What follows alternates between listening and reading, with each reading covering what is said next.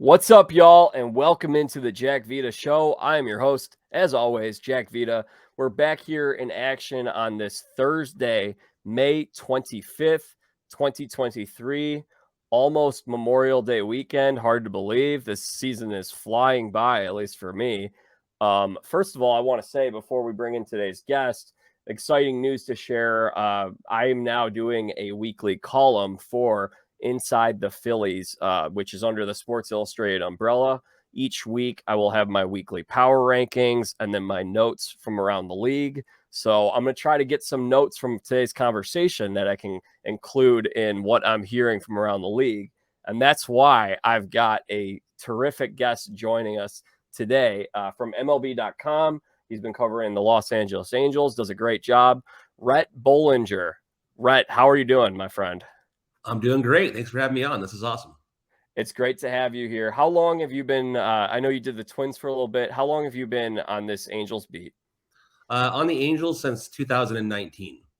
Previously with the Twins from 2011 to 2018. And before that, I was in the LA area with MLB.com from 2008 to 2010. So I've been with the company now since 2008. So it's flown by, but it's been 15 years already, which is pretty amazing. So you've had a lot of experiences, 15 years worth of experiences. I'm curious, how'd you get your start and what advice would you provide to young people who want to do what you do? Well, for me, it was something I really started in high school in earnest, working for the school paper.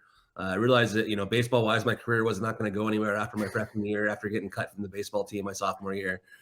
So realized why not start writing about my friends instead in the school paper, had some fun with that, and then ended up going to USC. And majored in journalism there and happened to be there at a good time for their football program when they had, Pete Carroll and Reggie Bush and Matt Leinart and Lendell White and all those guys. So I was able to cover a lot of those guys and get, a lot of clips and, same thing with the basketball program with OJ Mayo and Nick Young and a lot of guys like that. So it was a fun, time to be at USC, and it kind of took advantage of that and wrote for the school paper and got a lot of clips and led to some internships, and then finally got the internship with MLB.com in 2008. And, fortunate for me, I've been there ever since. I know a lot of other journalists kind of bounce around a little bit more. I'm kind of one of the fortunate ones or rare ones that's kind of been in one place, at least one company for a long time. But for me, it was more about kind of getting that experience in college and kind of building up that resume and getting clips. And, I think the more you write, I think that's the biggest, advice I can get. I don't care what outlet it's for. Even if it's just your own personal blog, find things to write about and, you'll improve. And I think that's the big thing, is just kind of getting, that experience and continuing to read others, especially, is definitely a big part of it as well. When you were at USC, did you ever meet Will Ferrell? I did a couple times, actually. One of my favorite stories was I was covering USC Cal at Cal up in Berkeley, and I was going to go to my seat in the press box. And it was raining that day. And that press box at the time, I don't know if it still does, but some of the seats in that press box were actually like in the rain because they're kind of out in the open. But mine luckily wasn't. And so I went to my seat and I was like, oh, wow, I got a great seat. And I go to my seat and Will Ferrell's sitting in my seat. At the time, he's my hero. I loved all his movies, Old School and all that.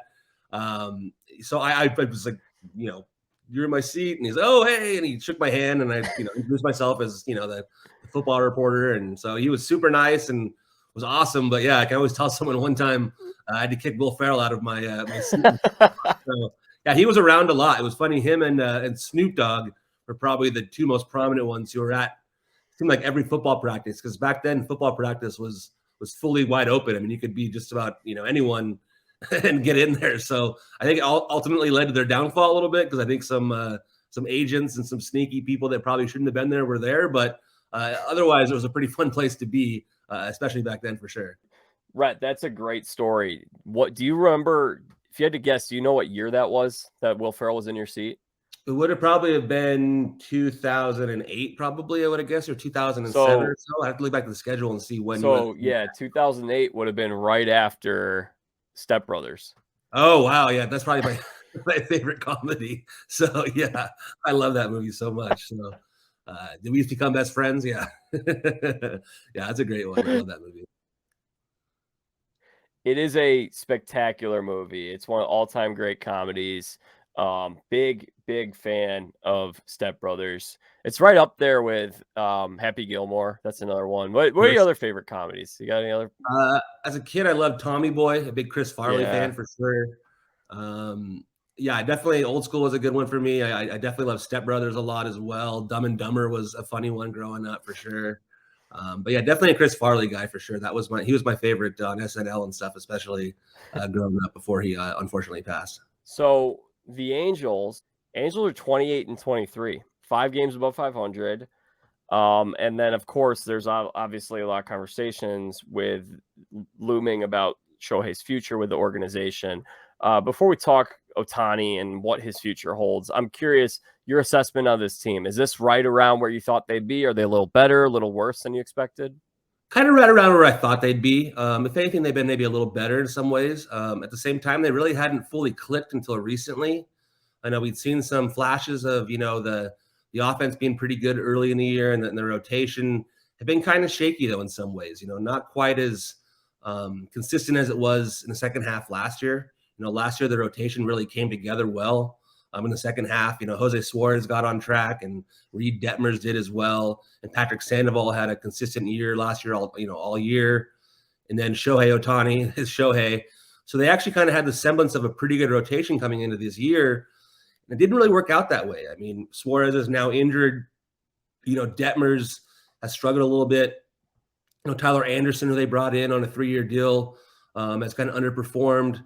So it's been a little bit of an inconsistent rotation, but now I think it's starting to kind of come together a little bit. Detmer struck out 12 his last start. Anderson threw 6, gave up, I think, 1 over 6 innings against the Red Sox on Wednesday. So it's starting to kind of click a little bit more, and the offense is starting to go. So I think that, this team still has room for improvement. But I do think right now they're starting to play some good baseball. They've won a series now against the Twins and the Red Sox. And I think if they can get that rotation to kind of get a little bit back on track, I think they have a good enough bullpen and a good enough offense to at least compete and make at least a postseason push. I think they're going to finish with a winning record this year, which hasn't happened since, was it 2016? Yeah, I think that was last year. Yep, and 2015 was the last time they were in the postseason, yeah. Yeah, so I think this team, what I've noticed, what I've liked is, I got to say, I'll say this actually. I like this team more than the team from last year, seasons prior. A couple things that are a little different. Number one, they have a nice mix of some young guys coming in. Zach Neto comes up, and he's provided a lot defensively, and he's been pretty good at the plate too. Mickey Moniak right now is the story. Like I've got you on at the perfect time. Like he is probably my favorite story of this week. He's batting .419 with a 1,300 OPS, almost a 1,400 OPS in 10 games. And this is a kid, we were out at spring training. Had it not been for that Brett Phillips major league contract, if they had brought, I don't know, maybe you disagree. If they had brought Brett Phillips in on a minor league deal, maybe Moniak cracks that opening day roster. Yeah, I don't disagree with that. There's definitely a chance of that happening if Phillips didn't have that guaranteed major league deal. Moniak had a great spring. He made a lot of swing changes in the off season. He worked hard with Phil Plantier, their assistant hitting coach, because they both live in the San Diego area. And I think those swing changes have really started to pay off. His stance is a little bit more open, so he's able to see pitches better and recognize pitches. I think that was an issue for him in Philadelphia, was I think changeups especially really tied him up because he couldn't really tell the difference between the fastball and the changeup with the way he was set up. But I think now he's kind of able to see those pitches, and then he's swinging, at strikes, which is, sounds obvious, but it's a big key for him. It's kind of laying off the pitches outside the zone. He's starting to hit those changeups now. He's keeping his head still and kind of, just kind of reinforcing those mechanics that he's been working on all year. And now I think it's the point where he doesn't have to really think about them. He can just kind of execute and do his thing. And he's showing power. We know he has some speed. He's a great defender in the outfielder. So he's really putting it all together. And he was, the number 1 overall pick in 2016 for a reason. He does have some skills. And sometimes a change of scenery can be good. We've seen it with him and, with the Phillies. I know they weren't traded for each other, but it was Ohtani for Marsh. But Marsh, with his change of scenery, has done great in Philadelphia too. So sometimes it just works out that way. Moniak's from San Diego area, so he's closer to home. He's right. I think it's been a great story and an underrated story of the season and this week especially, and we'll see if he can keep it going. Yeah, I'm glad you brought up that he was the number 1 overall pick, and there's a lot of pressure when you play in Philadelphia. It's one thing that's funny. I did talk to him at spring training. By the way, great guy from my interactions with him. Just great attitude, very humble, very genuine, very sincere. And it's like, Rhett, like some of these guys you talk to, and they might be nice to the press, but it could just be kind of like, hey, I want you to write good stuff about me. With him, seemed very sincere, very genuine. The one thing he told me was, I asked him, I said, has anyone ever mixed you up with Mickey Morandini? And he said, all the time, even coming over here, people call me Morandini on mistake. It happens all the time. And Mickey Morandini, of course, the second baseman on 1993 Phillies. He ended up being an all-star one year, nice career with the Phillies. So he's no longer in the Mickey shadow. So yeah, excited for him. And I mean, Brett Phillips, he just got designated for assignment. Do you know anything about what went into that decision? I mean, he wasn't hitting. Was it as simple as that? Yeah, he wasn't really hitting, and I think his role on the team was mostly just to be a pinch runner and kind of a defensive outfielder replacement. So it kind of made sense at that time to get Moniak up there. Taylor Ward had kind of uncharacteristically or struggled a little bit there in the outfield. So at the plate, really not so much defensively. But so they figured they'd make a change with a bunch of right-handed starters coming up and bring up Moniak. It made a lot of sense at the time, and I don't think they really knew it was going to work out this well because he was hitting really well at AAA too, and so was Joe Adell. I think Adell was considered as well, but with all the right-handed starters coming up, they went with Moniak. So obviously worked out great, and really right now he's played his way into kind of almost a starting role here where he's platooning with Taylor Ward and getting pretty much all the starts against the right-handed starters, and then Ward's getting the starts now against the lefties. So Ward will be there on Friday with Jesus Luzardo pitching for the Marlins, but you got to expect Moniak to be back in there on Saturday. So, I mean, right now he's really played himself into a big role into this team. And you mentioned Joe Adell. Is there a path for him to get up to the big leagues and get another opportunity soon? If Taylor Ward continues to struggle, could he eventually take that spot? There's a chance. You can't rule it out. I mean, Ward does have options. So, I mean, it would be a surprise considering what Ward did last year and what he did early this year to get optioned. But right now, if they feel like they need to get Taylor Ward's swing going and get him more consistent at bats, there's a chance they could send him down and maybe bring up Adell and same thing, kind of platoon Adell and Ward and give Adell some chances in right field when Renfroe needs a day. So yeah, I mean, and also, the other opportunity would be if someone were to get hurt, if someone in the outfield were to get hurt for Trout or Renfroe or Ward or Moniak, maybe Joe would get that chance. But right now, it's just going to be a thing where he's going to continue to stay down at AAA and get his work down there. He's obviously hit really well with a lot of power, continuing to work on his defense, which is definitely improved. So it's a good sign. It's good to have depth down there because that was the biggest problem last year. We talked about that roster. You said it was a better roster than last year, and you're right. I mean, there's just a lot more depth. I mean, just to bring in guys like Renfroe now and Urshela and Drury to add to this mix. And then you bring up young guys like Zach Neto, like you said, has really solidified that defense and is starting to show more power. All of a sudden now you've got more depth. And then last year, that was their biggest issue was when they had injuries and other guys not perform, they didn't have anybody to step up. And this year it's been a completely different story where they actually have a kind of a more legit major league roster. Yeah, and if Anthony Rendon can come back and if he can stay healthy, I mean, that's this season, 300 batting average, 415 on base. Very good defensive third baseman. Rendon is, like I said, the on-base percentage speaks for itself. His strikeout to walk ratio, especially, he was starting to show a little bit more power there. I know early in the year it didn't really show as much power, but I think some of that was because of another injury. I think he was hit pretty hard there on the left shoulder by a pitch that kind of sapped some of his power. He was still able to hit singles and get on base. But I think now that he's more healthy in terms of the upper half, now it's just about getting his groin healthy, which should happen here he should be back, I'm guessing, by next week at some point. And he's kind of got to cut down on those errors. He's had too many errors at third base, but otherwise, he makes spectacular plays. There's a good defender there. It's just he's got to cut down on those errors. And I expect him to do that. And if he can do that, then it definitely helps that infield defense a lot. Do you think the AL Central should have to forfeit its playoff spot this year? It's pretty rough. I mean, that's a good question. Someone who used to cover that division, yeah, it's tough. I mean, right now too, we're kind of seeing what happens with the new schedule too, right? Now they don't just get to beat up on each other and beat up on the the Royals and the Tigers like they used to in the past. I know the Tigers are a little bit better this year, but yeah, it's a rough division right now. I mean, the Twins, they can really pitch though. I'll give them that. Their rotation is solid, and I think it's enough for them to be the best team in that division. But, the Guardians have really fallen off here. The White Sox are playing better, but they were in such a tough hole there. I don't know if they'll be able to get out of it, although they're only, like 5.5 back. So yeah, you can't rule them out really at this point. Yeah, it's got to be one of the worst divisions kind of in most recent years, because really you could even see a thing where all those teams finish, below 500.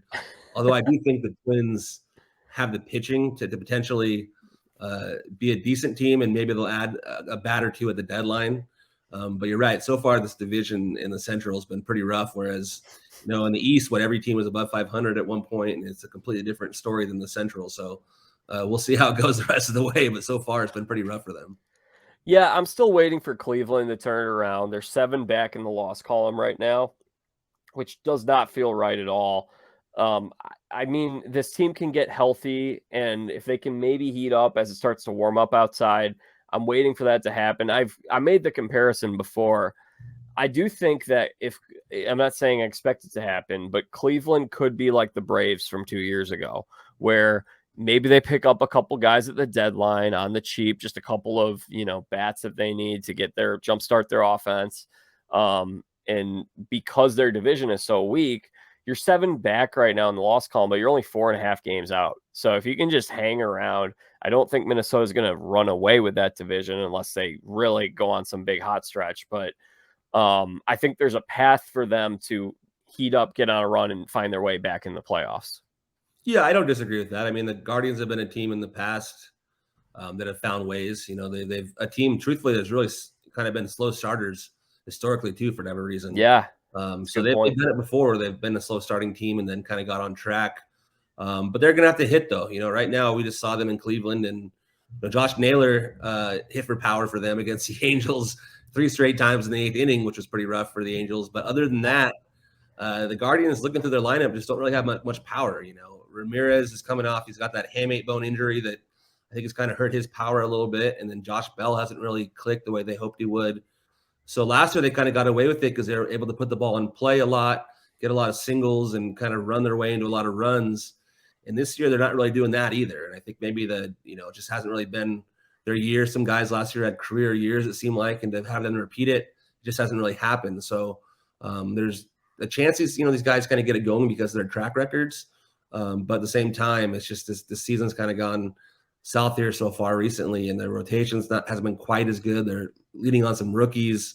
And the question is, if they fall out, would they trade Bieber? I mean, that's going to be the big thing, because this organization, we know they're not a team that really ever extends or signs too many of their stars, especially not pitchers. So they have to play well, or else they might have to trade away a guy like Bieber, who's definitely in the race. Yeah, it'd be interesting to see what happens there. I mean, that could be like maybe Bieber ends up being the next Kluber or Clevenger, where they deal them and they just keep bringing up more guys from the pipeline. Course, yeah, they're amazing that way. They always just develop these guys out of nowhere. They come up, and this Tanner Bybee guy we saw, same thing. He's a local guy. He's actually from the LA area or Orange County area, and just turned into this rookie ace all of a sudden. They churn these guys out. I don't know. They always have like a factory or something. They just like churn these guys out. I think every organization in baseball is just totally envious of the way the Guardians just draft these guys 4th, 5th round, doesn't even matter, and turn them into studs right away. So that's the one thing they can do. But it's just now I think about fixing that offense. The 4 best teams as it comes to drafting and developing talent: Cleveland, Tampa, Houston, Los Angeles Dodgers. Is there anyone else that's in that echelon with those teams? The Braves. Braves, yeah. Yeah, Braves. I think with Michael Harris and these guys they brought up. Strider too. Spencer Strider was not supposed to be this good. So no, they've had some guys kind of fall off, but they're still a really good team. And yeah, they develop and really do a good job of that too. And they've had some guys really pop up and be ready right away. So I would say the Braves are in that mix as well. But I'd say those 5 are the five for sure that that make the most sense to me. It's the best at drafting and developing and bringing up young guys and having that pipeline always kind of flowing. Yeah, I think those five, I did forget to mention the Braves. I'm glad you brought them up. I don't really think there's anyone else that does it anywhere close to as well as those five do. No, I don't think so either. I mean, not to that extent. No, those teams really, it's amazing the stuff they're able to do with that. And even the way the Astros last year were able to win the World Series with, and Pena being the World Series MVP after they lose Correa, it shows you how they can do that. But right now the Astros are in a little bit of a tougher spot because their rotation, they didn't really address it in the offseason. And I know they do have some young guys they're counting on. But I do think that's kind of hurt them a little bit and why they're not in first place where they usually are. And the Rangers have done a good job of kind of developing some guys, but also, as we know, bringing in some free agents, which has really paid off for them, Simeon and Seager and their new rotation. So we'll see how it kind of goes the rest of the way in the AL West. But I do think the Astros are a little bit less depth than they usually have. But I do think they'll continue to, develop guys and have that going forward in general. Yeah, Houston's not going to win 106 games this year, but I still think they're going to win the division. Yeah, it wouldn't shock me. It wouldn't shock me. That was my, preseason pick for them to win the division again. But maybe the Rangers hold on. I mean, they're kind of a fun team, and it's just going to be about the Rangers' health of their starting pitchers, right? Like pretty much every starter they have has injury, concerns in the past. Whether it's, Heaney we had here in Anaheim, and he's had injury concerns in the past, and DeGrom certainly is Eovaldi as well. So. Yeah, pretty much, Martin Perez has had a really nice, career kind of renaissance here, which has been really impressive to see. So, but yeah, I do think they're a good team, the Rangers, but there is a chance that I think injuries would be they're probably their biggest concern going forward. Yeah, so it'd be interesting. I mean, it's funny, I just did my power rankings and I think I had the Rangers maybe 5 or 6, and I got several Rangers fans that were not happy because I said, I've been impressed by what I've seen. I'd like to see more because, the Rangers won 68 games last year, and we've seen a lot of teams such as the Angels come out to a good first couple months and then not really have it the whole year. These Rangers fans are ready to fight. Like they're ready to die for their team. So I'm still kind of wanting to see it go on a little longer. Like once we get to the All-Star break, I think it's going to be like, oh my gosh, like Texas is really good, but they're definitely leaving that impression early on. I mean, they've now have the best run differential in the American League, thanks to the Toronto Blue Jays beating the Rays by 19 runs the other night. Yeah, that was pretty amazing. Although wasn't it like 10 runs against pitchers, but 10 runs against position players? Yeah. I saw Vladdy's home run that was just completely murdered a ball to left field on a pitch that was like a softball pitch in there. So, well, that's the thing. That's where run differential, I think some people like to boil a lot of things down to whether it be an individual statistic. Like there's kind of a time where everyone was like WAR is like the definitive stat that tells you what a player is. Now, some people might say OPS and maybe their other OPS plus or whatever it is. I like to always kind of take a bunch of different things as ingredients to this recipe of what makes a great team. So one of them for the team thing has been run differential. There are a lot of people who like to boil it down to run differential. And I think that night, the other night, was a good example of why run differential, how it can be inaccurate. So like Toronto has a +20 run differential right now. If you take out that game, they have a +1 on the season. Yeah, that's definitely skewed. You're right. That is one of the issues with run differential. I think it can be a handy tool. You can kind of see, especially if a team doesn't have, if you take out some of the blowouts like that, you can get a better kind of feel for it. But I do think it can be a handy tool to see if a team. Certainly, yeah. Right now, for example, the Angels have the Marlins coming in this weekend, and the Marlins have been a crazy team where they're right around 500, but it's because they have just like this amazing record in one-run games, but their overall run differential, I think, is pretty bad, where their record should be, according to the Pythagorean theorem, the thing is supposed to be horrible, but they've been good. So does it mean, that it's going to happen going forward? It's because it can be predictive, right? I mean, it probably means, are they really that good of a team? Probably not. There's a chance they could probably fall out of it because of that, because they're not really. But sometimes crazy things happen in a baseball season, and teams find ways to win. And So you can't rule it out going forward that way either. So it's kind of interesting in that sense, but I do think it can be a good barometer to kind of see how good a team really is. It can be predictive because even sometimes season to season, if you see a team that won like 90 games, but their run differential wasn't that good, you can see maybe a regression coming the next year because maybe they weren't really that good and they maybe just had a little bit of, good fortune or some luck, because that can happen even over the course of 162 games. 100% agree with you. I'm looking at, I think a good example, it's almost like if it's a negative run differential might say more than a positive run differential, because the positive run differential, so for instance, the Cubs are plus 28. I don't think the Cubs are above average team. I really don't. Like, they piled up a lot of runs against Oakland, and there are some other games, and then they do lose a lot of one run games. But losing one run games also means that you're not a very good team. Like, your bullpen isn't very good. That's a reason why you can't win close games. Like, winning close games is something that good teams do. But no, I do agree. Like, I mean, if we're looking at it right now, run differential right now, Texas has the best one. Tampa, then it's, let's see, Dodgers, Braves. We've got Orioles, Astros, Twins are right around there. So, I mean, that's a pretty good indicator of who a lot of these good teams are. So I totally agree with you. And then when I see a team that is playing, that has a good record, but like Miami right now, 25-25, that's a 500 club, minus 49 run differential. Yeah. They're probably not going to be a 500 team all season. Probably not. No. Yeah, that's a good. Yeah, right now I think it kind of fits, but yeah, I don't think the Rangers are the best team in baseball either, though. Right? Even though they have the best run differential, I don't think they're the best team right now. Clearly, the Rays are with their record and what they've been able to do. But even the Rays early on, they had a pretty weak schedule, and it was impressive they beat up on everyone the way they did. But they did have a weak schedule early, which I think did help kind of inflate that record. But they are incredible. They're a great team right now. And, they've always been able to pitch, and hitting was kind of always okay, but now they're hitting too, and they're just this juggernaut. So, I mean, good for Tampa Bay. I mean, it's amazing what they're able to do kind of with their resources. It's really amazing. I do have Tampa as the best team in baseball.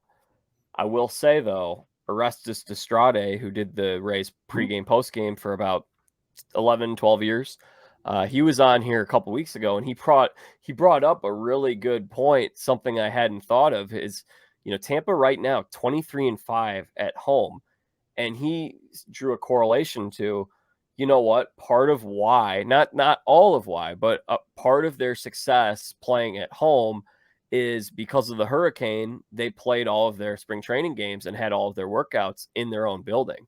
So he thinks that makes a difference, because you're playing and practicing for 2 months or 6 weeks in the place that you're going to be playing. I mean, do you think there's something to that? Yeah, I mean, Orestes played in the big leagues for a long time and is certainly an authority on this game. So it seems like he would know, especially if he was with the Rays organization in terms of a broadcaster. So it's hard to disagree. I didn't even think about that as a possibility for why. But you're right. If you're going to be more used to the surroundings and kind of get used to seeing the ball, even just hitting, to kind of get used to that more and more, I think that's only going to help you. Even as a pitcher, if you're throwing off that mound more and more, it's only going to help you. That's what the big thing too. I think people don't realize even the mounds around the league are a little bit different too. Some mounds are firmer, some are softer. Obviously, the weather can play a role. The weather does not play a role in the mound in Tampa Bay. It's always going to be the same. So to kind of get used to that mound always, I think is a good thing for these guys. You're right. I think that just that practice in there, it does help. It's an interesting theory I never really thought of, but I do think that, it definitely could make some sense. Yeah, I think there could be something to that. Now, I think they still would be. I don't think that's the reason why. And O would say the same thing. He thinks they'd still be the best team in baseball, but 23-5. I don't know if they're 23-5 if they're, not playing all their spring training games at the Trop. The other thing you mentioned in terms of how you can, parks are different. One thing with the Trop that I've heard is it can be an easy place for infielders and outfielders to lose fly balls looking up at that roof. So they definitely got a little more practice with those fly balls for sure. Yeah, definitely. I've seen that happen before a couple times where a ball goes up there and a guy can't find it. It comes down and drops for what they call a double. I've even seen ones hit the beams up there too, but that's something you can't really practice. Yeah. So, I think Shohei, the one he hit a couple years ago off the catwalk, was still one of the most amazing home runs I've ever seen. So, but yeah, you're right. Just that practice with the rules in there within the ball. Obviously, you can lose it because the roof is white. So it's good practice for the infielders and outfielders and even the catchers to do pop-up drills and fly ball drills. And like I said, getting used to that, backdrop as a hitter, the hitter's eye, the batter's eye, and even that mound. I do think that was an advantage for the Rays going into the season for sure. So everybody's talking about the American League East, as they should be. I mean, all 5 teams are above 500. And at some point, some might have even said that I don't think I would go this far, but some had said, maybe the best 5 teams in the American League are all in this division. I wouldn't have gone that far. Some have held that belief. Everyone's talking about the American League East, as they should.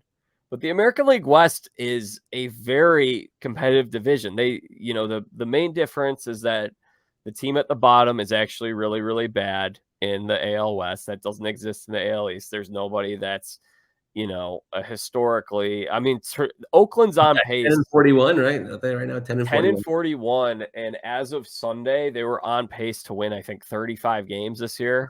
That's pretty amazing. It's like impressive how bad they are. So I mean, okay, you do have that one team at the bottom, but you've got 4 teams right now that are capable of winning this division. It's a fun little race that you got out here on the West, and we're not talking about it anywhere near as much as East Coast always gets the love. That's how it goes. Of course, yeah, that's an unfortunate truth. But I think part of it too is the Mariners have disappointed so far. I think there was a lot of high hopes for the Mariners, and last year though too, they had a slow start and they finished strong and got to the playoffs for the first time since 2001. So it was a fun year for them. I know their fans were really excited. I think there was a lot of excitement this year for them, and so far they just haven't really delivered. So I think that's kind of maybe added to it. They haven't really. I think if the Mariners were having a really good year too, and it was the Mariners and Rangers and having great years, and the Angels were hanging in there with the Astros, there'd be a little bit more talk about it. But the Mariners have been such a disappointment. I think that it hasn't really, had that much excitement, and even like I said, the Astros haven't really been themselves, and so it's kind of not quite as much hype because the Astros have done it so long. It's kind of more legit. Whereas, like you said, with the Rangers, there's still that question of are they good or are they not? Like they still have to prove it. Like let's be honest, like you said, they have to prove it, and so far they have the best run differential in baseball. They're leading the West, absolutely have so far to this point, but they have to continue to prove it the rest of the season, right? We've seen teams, the Angels last year at 27-17, I would have told you, wow, yeah, they're going to probably make the playoffs. They're looking great. And all of a sudden, next thing you know, they lose like 14 in a row and the whole season's already over in the span of middle of June. So crazy things can happen. And like I said, last year, I thought the Mariners were dead in the water when the Angels beat them up in Seattle one series. And sure enough, the Mariners went on a roll and, got to the postseason. So, crazy things can happen in this game, and they can wake up at some point. The Mariners can, but and I think if they do, then it does become an even more exciting division race here. But you're right. I think there's 4 teams really trying to compete and that are competitive, and then you got the A's that are amazingly bad. So, the A's would fit in better, I think, in the Central than they would maybe in the West. We can we'll take the Twins or something in the West. They could have the A's, but we'll see what happens with the A's too if they go to Vegas next year and all that craziness. So there's always something going on in the West. But you're right, the East does get a lot more attention, and rightfully so with Yankees and Red Sox, and with what the Rays have done this year, and even the Blue Jays are definitely a very exciting team, and the Orioles have been incredible. I mean, it's amazing what the Orioles have done. Having one of the best records in baseball and a fun young team. They still have to prove it too to me, but they are definitely been, just like the Rangers, been one of the better surprise stories of the season so far. Now, you mentioned, hey, we could put Minnesota in this division. Are you suggesting that we introduce relegation to Major League Baseball? That'd be pretty fun. I mean, I'm definitely a soccer fan, but I just don't know if we can have enough stadiums or enough, Major League stadiums to go around to have teams get promoted and relegated. But the A's right now, I would love to see how they do in AAA right now, because they probably might not even be the best team in AAA. Could you imagine if we had 2 leagues? Like if we went back to because we did have really 2 leagues that were different from each other, and then they eventually merged for Major League Baseball. If we went back to one of these leagues, like let's just say we started it with like the top 15 payrolls in one league, the bottom 15 payrolls in the other league. And then it's like, okay, good job, Phillies. Like you guys have moved now. You have the fourth highest payroll and you're now in our bottom tier league. Like that would actually be really funny. That actually is interesting. I never thought of it that way. That would be pretty fun to see that happen. And I couldn't imagine the Philly fan base, though, if they had all this money and then had a bad season and got relegated, what they would do. We might light the stadium on fire, though, so we might not be able to do it out here in the States. So I'm not sure if we ever saw a team like that get relegated. I don't know how well that would go at Fenway either. Well, yeah, okay. So you'd have the Cubs; they would be relegated.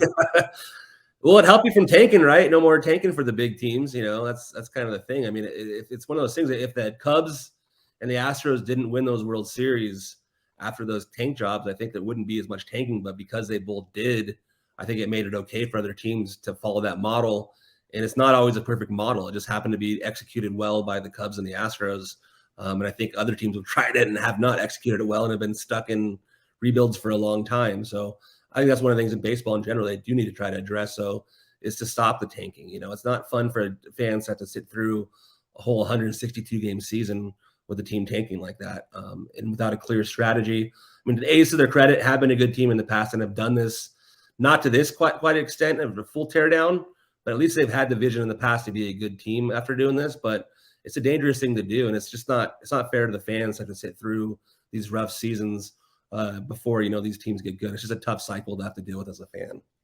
So I'm actually not a huge fan of the term tanking in baseball because I think the reason why when I associate tanking, I think of, hey, the goal is to try to lose as many games as possible. And maybe there are a couple teams that do that, but I think generally what these teams are doing is we're going to sell everything that we have at the major league level to build our farm system. And as a product of that, we're going to lose a lot of games. So it's maybe what people want to call it anti-competitiveness or what have you, because I don't think like these teams aren't trying to, like when I think tanking, yeah, or even in the NFL, like we're seeing at the end of we're ending some of these like at the end of the year. So I have an idea of how we could address that. And it's not a lottery. It's something different. Here's what I'm going to pitch to you, Rhett. Here's my idea.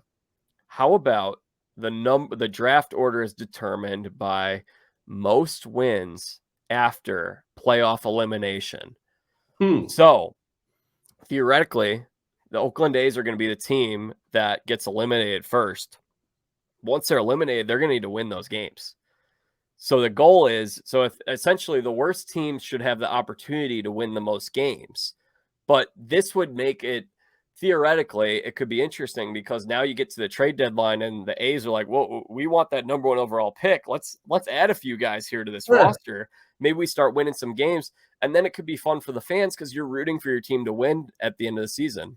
Interesting. I never thought of that. I like that. No, yeah, I'd have to look more into it and how that would actually all play out and see how many wins the team usually has after they're eliminated and all that. But it does make sense, at least once you're out, to have a real reason to continue to play. And instead, bring in new guys or bring up prospects that you think actually can help you in September and that kind of stuff, and have a reason for the fans to care in September I think it makes sense. Yeah, I actually kind of like that idea. I'd have to, dive into it a little deeper, but it does seem fun. And anything that keeps the fans more engaged later in the season, I think is better, because that's the hard part, right? When your team's in September and your team's totally out of it, it's easy to just totally check out and go, okay, I'm going to watch football. I got college and NFL and everything else going on in my life. I don't need the end of the baseball season and my team's out of it. But now, hey, you know what? Actually, if they win this random game, they could get a better pick. You might have more of a reason to watch. So if there's at least an incentive for your team, there's more of an incentive for you to watch. And I think even the NBA play-in thing for me is a good example of that. I thought it was a dumb idea at first, but I actually kind of warmed up to it a little bit more. And there's more reason to, kind of get into it at the end of the season. We've seen teams get into the play-in and actually do well in the postseason. So I think anything that kind of can continue to have fans' interest later into the season is a good thing. So theoretically, obviously it wouldn't be perfect because now teams might have, maybe they're trying to lose games at the start of the season, but it would bring in some form of like competition for them to try to win something. And I think that would be like, it would just be, I think it'd be fun because it's like, okay, we're getting down to the deadline. okay, the A's are picking up a couple starting pitchers here. Oh, this is interesting. And now the other thing is then, like, you don't like to see these teams at the end of the year where, again, I don't think most of the time, I don't think these teams are trying to lose. I think it's just a product of how they're assembling their roster. Is they're getting a lot of guys at the big league level, stockpiling the farm system. So, and then they end up, like, you have teams that are so uninspired at the end of the year. But wouldn't it be fun if now all of a sudden the A's are like, man, we got this big series with the Red Sox. The Red Sox are trying to get into the playoffs, but we got to try to win these games so we can get that number 1 overall pick. And again, I know, like, having a number 1 overall pick in baseball isn't a transformational franchise thing, like getting a quarterback or a star in the NBA. But still, like, it'd be something that'd be really fun. Because then, again, another one, how about what if you have the A's and the Reds playing, like, with a week left? And this is like, man, these teams really need these wins in order to get that number 1 overall pick. And you have a chance to clinch the number 1 overall pick in front of your fans at home. I just think that could be a fun thing. I agree. And, I know it's not transformational usually, but sometimes, some years there are, right? Every now and then there is a Bryce Harper is available or a Steven Strasburg. This year I think there's a clear 1 and 2. The guys from LSU, Cruz and the pitcher there. I mean, they're, it's one of those things where, if you can get one of those top picks up there, I mean, it can make a difference. The number 1 pick, sometimes it doesn't work out, but generally that's going to be a pretty big prospect for your team. So, I think that'd be pretty fun to have these teams have a reason to kind of compete late in the season, try to secure that number 1 pick. Because I know fans, even the lottery itself, I mean, fans love watching the ping pong balls to see who's going to pick number 1. I think they'd rather watch the team actually play a game to determine that as well. So you're right. I do think that's a cool idea, just to kind of have a reason to try to at least try. Because if not, that season, if your scenario there, if it's the Reds and the A's, they're going to be trying to lose probably for a draft pick instead. They'd rather give them an incentive to try to win just because it makes for better baseball and better for the fans. Yeah, I'm not really sure if the lottery really does anything. Like, because I honestly wonder if it's like, man, like, we really got to lose. Otherwise, we could fall to, like, pick 6 or pick 7 if we don't hit our odds well in the lottery. So I honestly I don't really think the lottery is going to do anything of what they're hoping it would do, other than maybe provide a little bit of excitement for people to watch it during the winter meetings. But it didn't seem like, based on this past, I mean, it's only year 1, but it seemed like it wasn't really something that got a whole lot of buzz from the fans or excitement. No, not really, not much. I mean, I think the Twins moved up a decent amount last year, but it wasn't really a thing where it was a big mover or shaker type thing or got the fans too excited. But it was the first year of it, and the fans do enjoy the lottery, I know, in the NBA and NHL. But this, same thing in the NBA and NHL this year both have generational number 1 overall picks coming too. In the NHL, Dard, and then obviously Wembanyama with the NBA. So those are actual reasons to celebrate for those franchises. But I think in baseball, you're right, it's harder. You're not going to celebrate unless there is like a Bryce Harper type guy available in the draft, which, is only every 10 years or so, Yeah. And the lottery hasn't really stopped a whole lot of tanking in the NBA. I don't think. No, not at all. Yeah. All right. So one other reason I mentioned earlier, I think I forgot to mention, one reason why I think this Angels team is different from a team in years past is I like the change at manager. I think Phil Nevin's done a really good job so far. And I didn't really, from my outside thing, I wasn't up there close and personal like you were, Rhett, but I just didn't really think that the Joe Maddon thing was ever going to work. I remember hearing Bob Nightingale report that Albert Pujols told the ownership, or he told the front office when he left, that they're never going to win with Maddon as the manager of that team. I kind of felt like Maddon may have been past his prime. He also was managing a group of a lot of veteran players. And he also was making some decisions that were a little questionable. I think Phil Nevin has done a really good job, though. I don't want to say that Phil Nevin is a better manager than Joe Maddon is, but he's a better manager for this team, is my opinion. No, I agree with that statement for sure. Especially that last part. I think he's a better manager for this team for sure. Is he a better manager overall? I mean, Joe obviously had a great career, especially with Tampa Bay and then winning that World Series with the Cubs. But it was a tough situation where, the Angels had Brad Ausmus as their manager in 2019, had that tough season with Skaggs passing away. They had a terrible second half. And then Joe was available, and Joe's a big name, and Joe's a former Angel, coach for a long time. ties to organization, and then Artie Moreno and the front office wanted to have, Joe as their guy. So they brought in Joe. It made some sense at the time, kind of rejuvenate the team, and even the fan base get a little excited because Joe is, a name for a manager for sure. I think he got dealt a tough hand, obviously, with having to deal with the COVID year in 2020. And then, but I think the big thing for him was as it went along, he's kind of more of an old school manager and didn't quite click with the front office.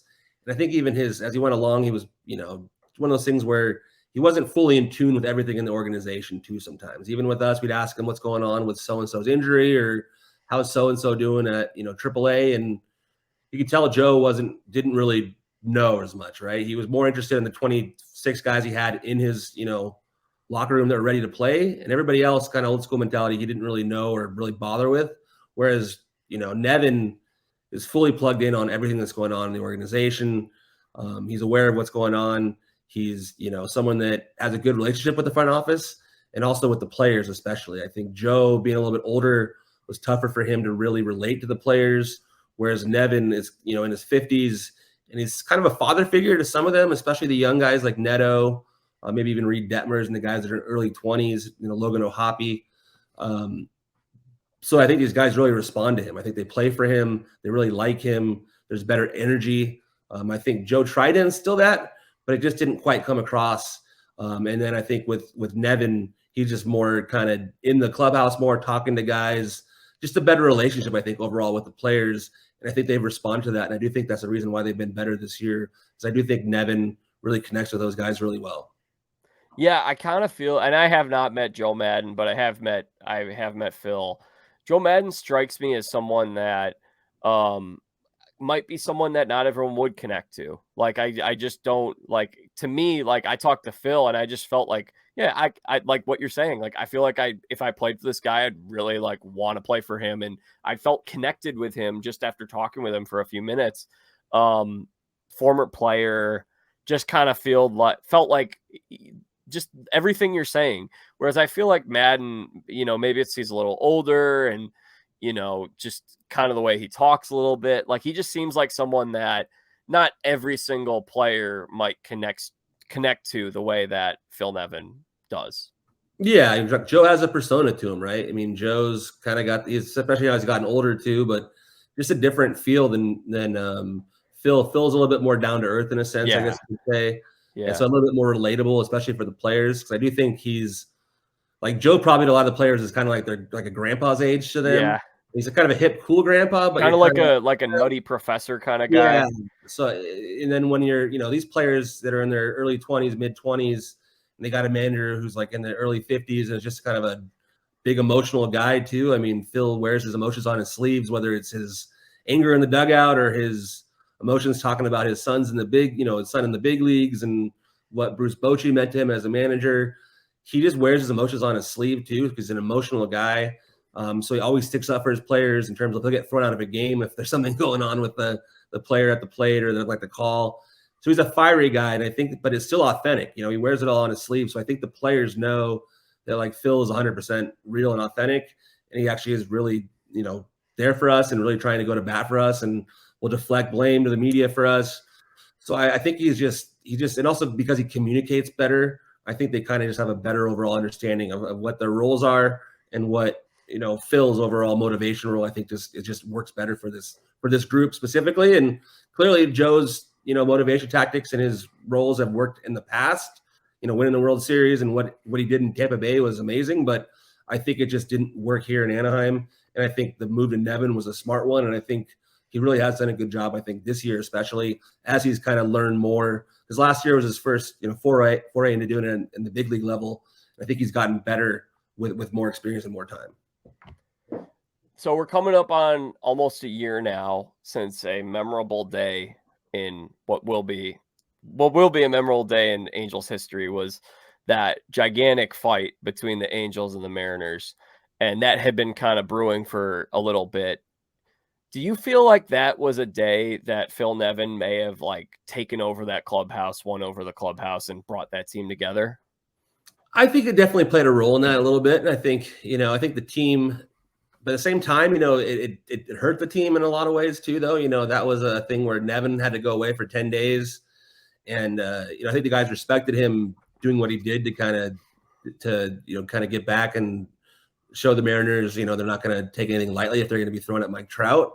But at the same time, it kind of hurt them overall because, they had a kind of a short staff, with their coaching staff in general was kind of hurt by it. And then, even just the suspensions in general for their pitching staff and some of the things, they ended up going on a pretty bad little, skid after that fight, whereas the Mariners were the ones that ended up playing really well afterwards. So if anything, it kind of galvanized the Mariners more than the Angels in a weird way.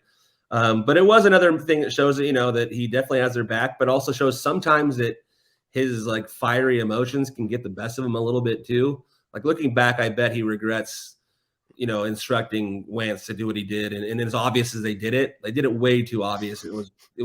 That's why he got suspended. It was 100% obvious. And it was really a silly thing to do it the way they did, but it does show, right? He does have their guys' back. And I think that was just another example, but truthfully looking back at that example, it did actually come back to kind of haunt them a little bit. So, but it was another example of him being kind of a pro player type manager.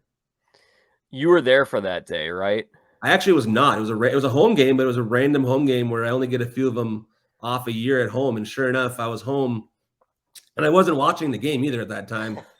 Right, because if you're off, you need to be away from your job. Yeah, every now and then if I'm off, I'll watch, but not always. Depends on if I have like plans. But that day I was not watching. I got all these texts saying, "What's going on in the game? Like, there's a fight." And I was like, "What are you guys talking about?" So I put on my MLB.TV on my phone, and I was like, "Oh, wow, okay." And then like rewinded it and rewatched it, and then watched all this stuff on Twitter. And I was there the next day and dealt with all the aftermath and everything else. But the actual fight, I was not there for. But it would have been, fun to see. And our spot in the press box would have been looking right down on where the action was. So it would have been pretty crazy to have seen it. But well, I was what I would have asked you was if you were like, okay, something's going to happen today. Like we're sensing there's so much tension. Everyone, yeah. And I wasn't there the day before. I don't think either. I think I had 2 days off. And everyone that was there knew that was going to happen because the way, even when they talked to Trout after that game and the way that everyone was just the way the clubhouse was, like everybody knew something was going to happen the next day. And then when it was that obvious with Wentz being brought in as the opener and starts throwing at guys in the first inning, it was like, well, okay, then this is going to happen. So that was a crazy day. It reminded me of when John Lackey had just come back. I think he was injured. And the first thing he did was he threw it behind Ian Kinsler. Yeah, I think he hit him on the next pitch, and then he got tossed. Yeah, I was actually covering the Angels as a backup back then, and I remember I think it was in Texas though, but I remember that happening, and that was his very first start of the season. And he did how much he hated the Rangers was he threw at Kinsler the very first batter. That's one of the funniest stories about Lackey. You have any good stories about Lack? He was, he was just a hard guy to get to know. I was so young when I was covering him. He was just so gruff, back then. He was still with the Angels. So it's hard to really get to know him. He was with the Red Sox when I was covering the Twins, and he had the Tommy John surgery. And that year that he had Tommy John, he was rehabbing in Fort Myers. But like literally, like anytime I went out in Fort Myers, to go get a drink or something like that, like anywhere I went, like John Lackey would happen to was out too because he was rehabbing, so he wasn't playing any games, and he was, let's just say, he was having his fun with a lot of maybe Florida Gulf Coast girls or something. But no, maybe not. But yeah, no, he was out and about that year on his Tommy John year. But no, he's an Angel legend. Angels will always love him for Game 7 of 2002. 3 World Series titles. It's amazing. He was back in camp this year as a guest instructor, which was really cool. And the players really, look up to him a lot. And it really is one of the more underrated careers, especially to win 3 World Series the way that he did. And then with 2 teams, and really in 3 cursed franchises too, it's pretty amazing. So kudos to him for that, and especially for Game 7 of 2002. And yeah, really underrated career for sure. Did he? Oh my gosh, was he there? Like, how many days was he at spring training? Because I was there. I was at Angels camp, I think 3 days, and one of the days he was there, and I met him briefly. And I was like, yeah, man, I'm lucky. Been there only for like maybe. He was there probably for 5 days or so. Okay. I was like, I'm lucky I was here the one of the days that Lack is here. I talked to him and he just seemed like man, he's a character with the big teeth and Yeah, oh yeah. His voice is a little different too, but yeah, no, I was like, hey, John. He's like, oh, nice to meet you, man. Like, yeah, no, he's a big dude too. That's the thing, big old Texan. So no, I mean, yeah, it was cool to see him around in spring training. He was at the 2002. They had a reunion last year too at the Angel Stadium. So it's good to see him around the organization again. That's one thing that Nevin has done a really good job of doing too. And truthfully, Madden tried doing this too, but some of it was because of the pandemic. But bringing a lot of the old former players in, because when I covered the Twins, that was like one of their best qualities was they always had, Rod Carew around and, Tony Oliva and Bert Blyleven and, all their legends were around. And now it's that way with the Twins with Morneau's around a lot. And, and I think Joe Mauer's starting to come around a little bit more with them and Torrey Hunter obviously does it with the Angels as well. So we just see more guys in camp this year. It was kind of fun to see a lot of former Angels legends. It seemed like every day there was somebody new. So that was kind of cool for the players to see and to learn from. These guys had been there and done it. I know it was a different generation, but still the same game in a lot of ways. And so it's cool to learn from these guys. And I said Lackey is definitely a big part of that, and especially with Angels, history.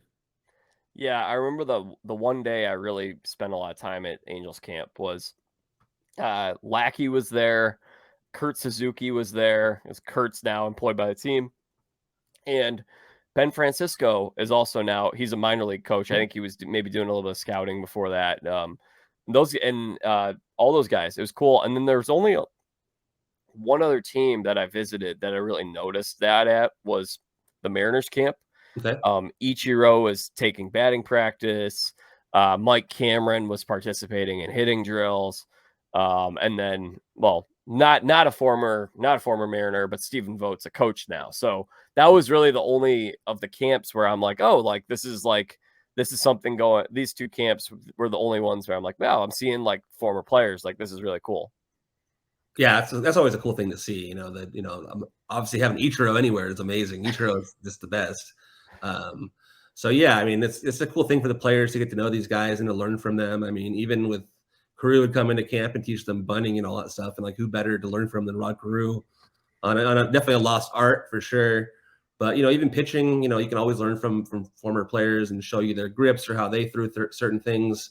I know now they've got all the high-speed cameras and all the tracking devices to do all sorts of stuff, but you can still try new things and especially with grips and that kind of stuff now and actually get instant feedback too. So yeah, I think it's just good to have these guys in camp and to be around and even for the fans to see them and connect to them and be able to, tell them about their favorite memories and just it brings back those memories too. So I think it's just good for baseball to continue to have their former players be a part of it. And I'm happy that the Angels have been able to do that, especially this spring. And even during the season, you see guys, you still see Tim Salmon at the park a lot and Garrett Anderson as well.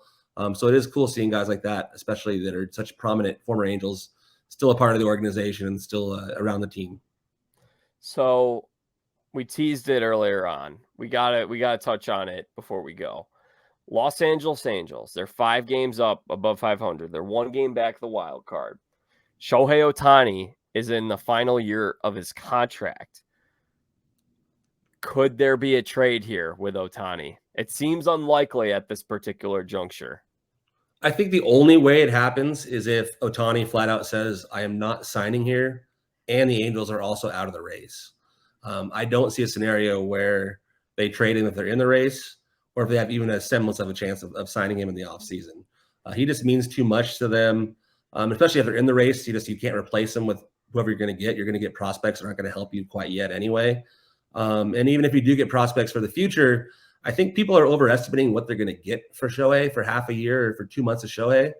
I mean, the Dodgers, got a full season of Trey Turner and then the 2 months and postseason Scherzer, and they gave away, Ruiz and Gray, and they seem like big leaguers. They seem okay, but I don't think either of them are going to be anything too special. I mean, so are the Angels really going to get some return that's much better than a year of Turner and part of a year of Scherzer for a couple months of Shohei?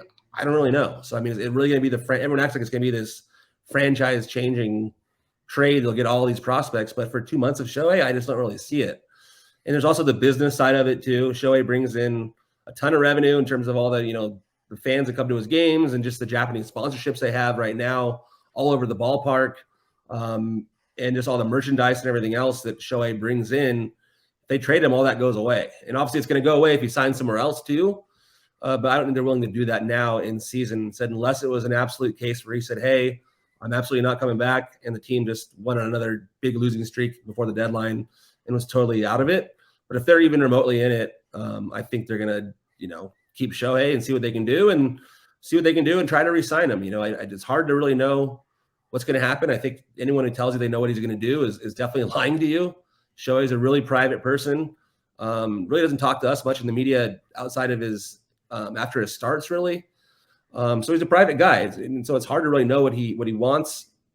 I think the Angels will still be in that mix, but you've got to figure the Mets and the Dodgers are going to be, a big prominent part of that as well as I'm sure the Mariners and Padres, and can't rule out the Yankees making a run. So, I mean, every team in baseball is going to want him.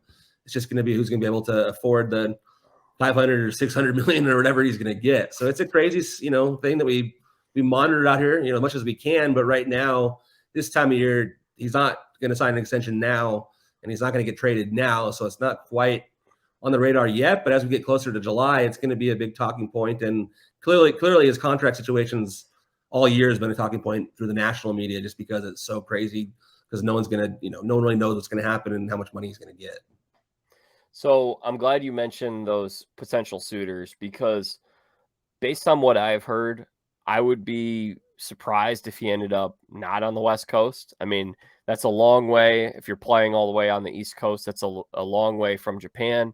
But also, it makes a difference with the time change for fans that want to watch him. So if he's playing on the West Coast, that's 3 hours later in the day in Japan. Whereas if he's playing in New York, the fans are going to have to watch him at like 8 a.m., which makes a big difference versus 11 a.m. If the fans out in Japan want to watch him, and I'm certain he cares about those fans in Japan. So that's number one. So I don't think they're the Yankees and the Mets, and I'm certain he'll meet with them. I don't think that's going to happen. Mariners, I asked Dave Sims last week on this show. He said he doesn't see it happening at all. He doesn't think the Mariners are going to be able to pony up that money. So the way I'm looking at this thing is based on what I've heard and what I know. The Dodgers and Padres are going to be all in on this guy, it seems like. Padres, Nightingale reported recently that they're going to be aggressively pursuing Ohtani, and if they get Ohtani, they might trade Juan Soto, because they're not going to extend Juan Soto in that case. The Giants have been looking for that premier free agent for a while, so I expect them to be in the mix. Could it just be the 4 California teams really as a serious players for Ohtani? Maybe as serious players, but they're definitely going to get the teams on the East Coast in the mix. Oh, I mean, especially certainly, the Mets, yeah. Because the Mets, GM right now, Billy Epler was a GM who signed him in Anaheim too, so he doesn't have that connection there. And the Mets have an owner that's willing to throw a lot of money out there. We know that. So it's going to be a crazy sweepstakes when it gets to it, and it's going to be crazy to see what happens here. It's going to be the most anticipated free agency in baseball history, really, as long as he can get through the year, healthy and strong. So yeah, I mean, it's going to be crazy to see what's going to happen. And the Angels are going to do everything they can to try to keep him as well. But part of it's going to be how they finish the season. Are they going to make the postseason? If they do make the postseason, I think that'll increase his odds of wanting to stay. But some of it too, he wants to know, is this going to be a good team going forward too? Was this just a 1-year thing where they went all in and happened to get to the postseason, or is this sustainable? And I think maybe the fact that there's some young guys now, like Zach Neto, we've seen, and Moniak's only 25, and Detmers is 23, and they got they're bringing up Sam Bachman, one of their top pitching prospects, tomorrow. So maybe that'll help to see some of these young guys perform too for him. But yeah, I mean, it's going to be crazy, this whole thing with Shohei, because really, like I said, no one really knows what he wants. You hear things, through the media, the Japanese media especially, but really it's not coming from Shohei or really even his agent. They've been pretty mum on all that kind of stuff. But I do think you're right. I do think the West Coast is much more likely where he ends up. But I do think the Mets are going to make a run for sure. They're gonna make a run for sure. We'll see. But probably more than anything, it's just going to raise the price on him. Yeah, exactly. I mean, it could be a situation where the Mets are just like, we're going to double the offer of what the West Coast teams are willing to give you. Come out to the East Coast, and maybe that money maybe that money changes things. I mean, money changes things for everybody. I mean, but yeah, I guess what I'm curious to know is, I just think, like, as people talk about where Ohtani could be, as I hear people talk, I mean, it's New York, it's Seattle, it's those teams on the West Coast, and Seattle's on the West Coast too. But I don't hear the Angels being talked about as much. It seems like a lot of people are acting like this is a foregone conclusion that he's leaving. And it doesn't sound like that's the case based on what you and I are talking about. No, because those writers are all based on the East Coast, right? It's all the guys in Yeah. New York who want Shohei out of Anaheim.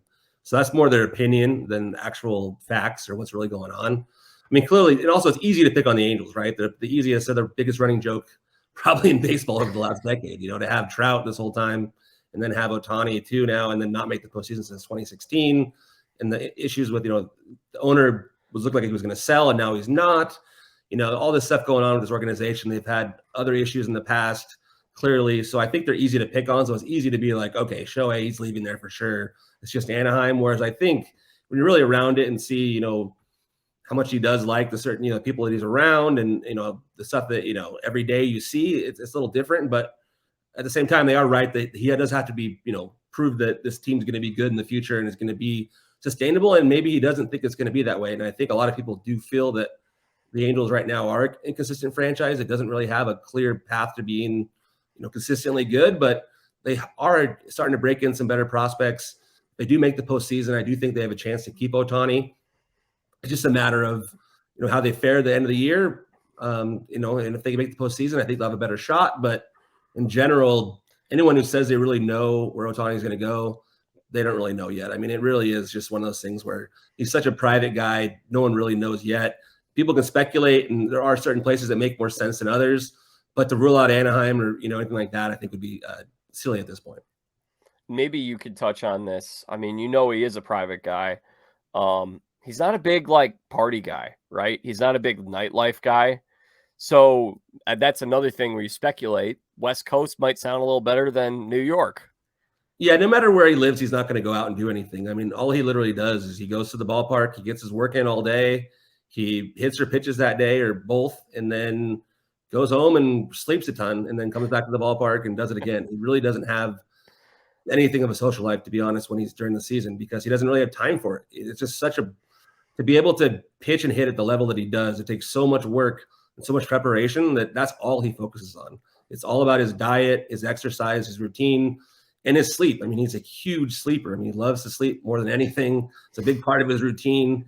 He loves baseball more than anything, but sleep's like a big part of his routine. But yeah, I mean, he truthfully outside the ballpark isn't a very interesting guy, because all he is just this baseball, like, amazing robot that just, like, you know, it's just amazing. I mean, he's just an absolute freak of nature, but a part of it's because he puts so much work into it, and because he's so singularly focused on being the best baseball player in the world.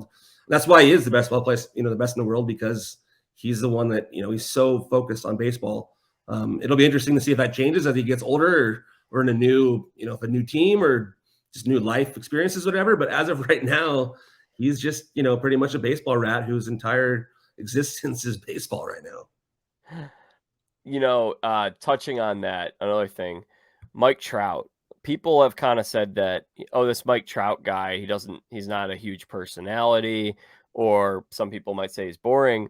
I mean, I was at spring training. I don't think that's the case. I think this guy's got a lot of charisma, and he's a really funny guy. No, yeah, Mike, you know, he's definitely a jokester in the clubhouse. You know, the biggest thing about him is he just loves sports. Not every baseball player loves other sports or sports in general, but he's just a sports nut. He loves his Philadelphia teams. He just loves sports in general. He's always, you know, following along, things like that. So he's always talking trash with his teammates about, you know, whatever sports teams they like or what's going on. So yeah, he's more of a loudmouth in the clubhouse, and you realize just more of a jokester. You know, Yeah. on the record, he can be a little bit bland with us and all that stuff, but he's always accommodating and he's always available. I mean, that's the one thing about him. If you need him for something, he'll always talk, and he's always going to be really nice about it and as friendly as can be. You can tell he was raised, you know, right. He's just an awesome guy. So no, I mean, it reminds me of Joe Mauer, who I covered in Minnesota, where on the record, he's pretty bland, but just a really good person. And really that's all you can ask for from them. You know, that you don't have to be great quote to be, you know, a great person. So. Right. Yeah, totally. I could see that. I mean, if someone's bland on the record, can they still be someone that like is there a way that people could maybe see that personality come out a little more, even if he's not doing it in interviews? Like, I mean, could It's he be hard doing sometimes. commercials or Commercials or social media, of course. That's the way to do it. But I mean, it's it's up to the player if they want to do that. And Trout does some of that, but for the most part, he kind of lays pretty low and is fine being kind of a quieter superstar the way that he is. The same with Shohei. He doesn't talk to us much. Shohei does a lot of commercials. And Shohei has a sense of humor too. He's always joking around and knows, a decent amount of English. But yeah, I mean, they're both guys that don't really say much on the record, but obviously have personalities beyond that. Yeah, Trout, I was talking with Eagles with him. So that checks out exactly. He was being funny. He was cracking jokes. We're talking Eagles. That's Mike Trout. Right, exactly. That's what he loves. The Eagles, the weather, and golf. So. Oh, man. Do you play golf, Rhett? I do. I'm not any good, but I do like to golf with my dad when I get a chance to, yeah. Same. That's me and my dad right now every Wednesday. Every Wednesday is our golf day. Perks of kind of being on a weird schedule with the world that you and I are in. I play more during the off season with my dad. Try to play Tuesdays or Wednesdays too. Yeah. So well, we can't play in the off season in Chicago. Well, that's the one benefit here. In Minnesota, I couldn't play at all in the off season, but here it helps. I can play in the off season. That's the best part about covering a team where there's good weather in the winter times. You can actually get out a little bit more in the off season, where if you cover a team in Minnesota in your off season, you're going to be indoors a lot unless you love the snow. Have you played with any players? Because I know a lot of players like golf. Not active, no. I played in like the golf tournaments where like players are there. I played like the charity tournaments for the Angels and Twins before, but not in the same foursome as them, no. Who's the best athlete golfer that you've seen at one of those tournaments? That's a good question. I've seen like, I just went to one recently, and Pujols was really good. I went to one in LA, or actually it was Orange County down in Newport.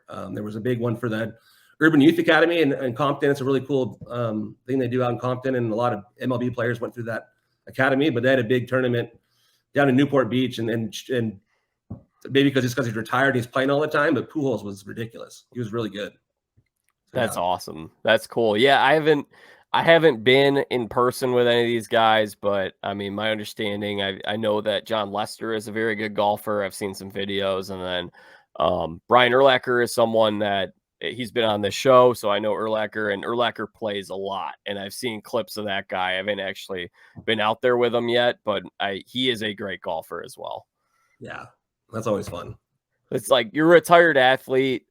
You're trying to look for stuff to do, so you just play golf. Like it's, I mean, I like to be in that position where it's like I've made enough money and I can just play golf as much as I want. Oh yeah, that's the life right there.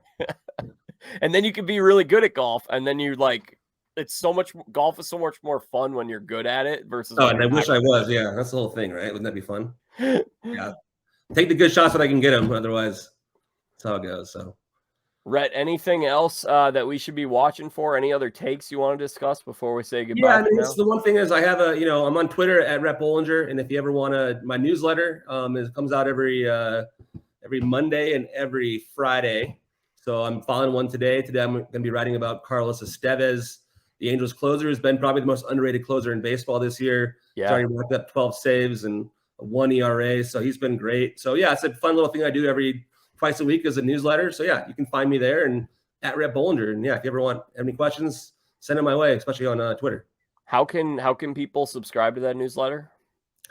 You can go on the website. When that story runs on Estevez, there'll be a link at the bottom. You can click sign up for the newsletter. That's usually the easiest way to do it. And you can just kind of sign up from there. And every beat reporter for MLB has one. So they're all really good. Any teams you're interested in, they're fun to sign up for because you can learn a lot about the teams and just get it in your email and read about the teams every couple of days. Sweet. I'm going to sign up right when we get off this call. Cool. Awesome. I appreciate that. Oh, sorry? Appreciate that, man. Thank you. Oh, sure thing. So he's Rhett Bollinger. You can follow him again. Throw out the Twitter again. At Rhett Bollinger. Just my name. At Rhett Bollinger. They're very good. Someone took Jack Vita. I wanted to be at Jack Vita. It was like a bot or somebody's probably wants me to buy it from them. So I'm at Jack Vita Show. That's just okay. But hey, that's another way I can bring. Works out well. Yeah. Cool. But he's at Rhett Bollinger. He covers the Angels. He does a great job, and hopefully we'll have him again sometime later in the season. Yeah, that'd be awesome. I'd love to do that. Thanks so much. All right. Thank you, Rhett. Thanks, Jack. All right, y'all. That concludes today's episode of the Jack Vita Show with Rhett Bollinger. It was great having him on. Great guy. I'm certain we'll have him again sometime later in the season. Talk some ball. Lots of interesting Angels tidbits. Learned a little bit about Ohtani. I mean, it sounds like from what he had to say that there is a pretty good chance that, as much as we want to talk about where Ohtani's playing next year, he could very well be returning to the Angels. I think it's almost as if we've ruled that out as a possibility because of the status of the team, but team's having a good year. I mean, they're 5 games up above 500 right now. They're only 1 game back of the wild card, and I kind of like this mix. I've been kind of talking myself into the Angels over the past month as I've been watching them play. Now, obviously, there's a lot of season left, and we'll see. I mean, Cleveland still has to turn around. Seattle, I had higher hopes for them. We'll see what happens with Seattle. Are they going to get things clicking? Is Texas going to stay up in first place and have the best run differential in baseball? I don't know. But it was a lot of fun talking with Rhett today. You guys can follow me on social media at Jack Vita Show on Facebook, Twitter, and Instagram. Subscribe to the Jack Vita Show on Apple Podcasts, Spotify, YouTube, wherever it is that you're listening to this podcast. And if you're watching this on YouTube, please hit subscribe and please make sure you have notifications on. That would be a huge help to me if you guys can subscribe and come back, because I feel like a lot of people are finding this show when I post the links on social media. It'd be cool if we could have people checking things out without me needing to post the links on social media, but I'm still going to post them anyway. Again, social media at Jack Vita Show. I will be back next week with another writer from MLB.com, Manny Randawa. He's been covering the Colorado Rockies, and he also does some national baseball stuff over at MLB.com. He's been doing that for a little while. We'll talk with him. We'll probably check in and talk a little. Obviously, we'll talk some Rockies, talk a little more National League next week. We've had some American League guests the last couple of weeks. Next week, probably a little more National League. And then make sure you guys are reading my stuff, Inside the Phillies. You can just Google Inside the Phillies. It's a part of Sports Illustrated Fan Nation. Every single Monday, for the time being, I will have out my weekly power rankings and notes from around the league. Until our conversation next week with Manny, I'm Jack Vita, bringing the dancing lobsters.